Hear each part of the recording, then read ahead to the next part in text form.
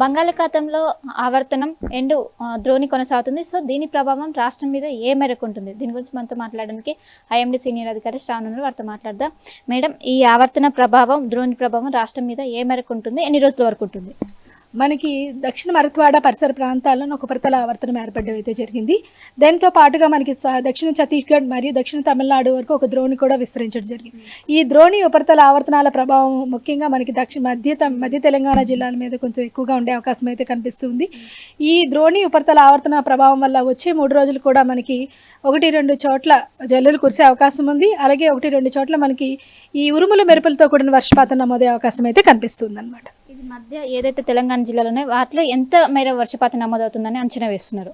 దాదాపుగా ఈశాన్య తెలంగాణ జిల్లాలైన మంచిర్యాల, ఆసిఫాబాద్ మరియు ములుగు, జయశంకర్, భూపాలపల్లితో పాటుగా మనకి మధ్య తెలంగాణ జిల్లాలైన మెదక్, సంగారెడ్డి, వికారాబాద్, అలాగే మనకి మేడ్చల్ ఈ పరిసర ప్రాంతాల్లోని, అలాగే హైదరాబాద్ పరిసర ప్రాంతాల్లోని మనకి కొద్దిగా ఉరుములు మెరుపులతో కూడిన వర్షపాతం నమోదే అవకాశం అయితే కనిపిస్తుంది అనమాట. ఇది మనకి దాదాపుగా సాధారణ వర్షపాతం మాత్రమే నమోదే అవకాశం అయితే ఉంది.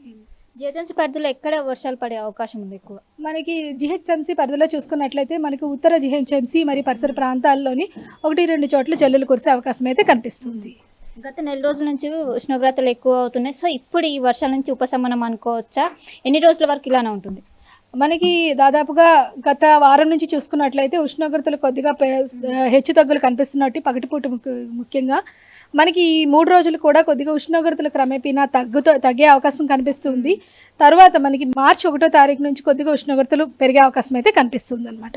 ఇప్పుడు ఎంత నమోదవుతున్నాయి? హైయెస్ట్గా ఎక్కడ నమోదవుతున్నాయి ఉష్ణోగ్రతలు? మనకి ఇప్పుడు ప్రస్తుతానికి చూసుకున్నట్లయితే దాదాపుగా 35 డిగ్రీల మేర ఉత్తర తెలంగాణ జిల్లాలో నమోదవుతూ ఉన్నాయి. అలాగే రాత్రిపూట ఉష్ణోగ్రతలు చూసుకున్నట్లయితే మనకి ఈశాన్య తెలంగాణ జిల్లాలో నమోదవుతున్నాయి అన్నమాట అత్యధికంగా.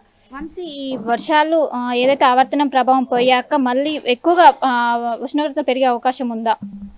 దాదాపుగా మనకి ఉపరితల ఆవర్తనం కానీ ఈ ద్రోణులు కానీ కొద్దిగా ప్రభావం తగ్గిన తర్వాత దాదాపుగా ఈశాన్య తెలంగాణ జిల్లాలోని కొద్దిగా వర్షపాతం సూచన తర్వాత నుంచి మొత్తం పొడి వాతావరణం ఏర్పడే అవకాశం అయితే ఉందన్నమాట. ఇప్పుడు ఆవర్తనం ఎక్కడ కొనసాగుతుంది? ఎక్కడ కేంద్రీకృతమై ఉన్నది? ప్రస్తుతానికి ఆవర్తనం మనకి మరత్వాడ పరిసర ప్రాంతాల్లో ఉండడం అయితే జరిగింది. దాని వెంబడి ద్రోణి అనేది దాదాపుగా మనకి దక్షిణ తమిళనాడు అలాగే ఛత్తీస్గఢ్ పరిసర ప్రాంతం నుంచి తమిళనాడు వరకు విస్తరించింది.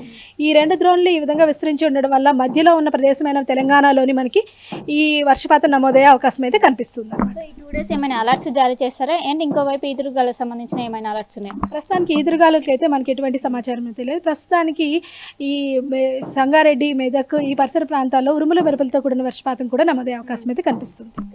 సో మొత్తం మీద ఏదైతే ఉపరితల ఆవర్తనం కావచ్చు ద్రోణి ప్రభావంతో రాష్ట్ర వ్యాప్తంగా 2 రోజుల పాటు సాధారణ వర్షపాతం నమోదయ్యే అవకాశం ఉన్నట్లు ఒకవైపు వాతావరణ శాఖ అంచనా వేస్తుంది. ఇంకోవైపు ఉష్ణోగ్రతలు ఏవైతే ఈ 2 డేస్ కొంచెం తగ్గుతాయి, 2 డేస్ అనంతరం ఇంకా పెరిగే అవకాశం ఉంది. ఇప్పుడు 34 నుంచి 35 డిగ్రీల మేరకు నమోదవుతుంది. సో ఏదైతే ప్రభావం ఉపరితల ఆవర్తన ప్రభావం ఉందో దీని అనంతరం ఉష్ణోగ్రతల్లో పెరుగుదల అనేది మనకు కనిపిస్తుందని ఒకవైపు వాతావరణ శాఖ అధికారులు అయితే చెప్తున్నారు.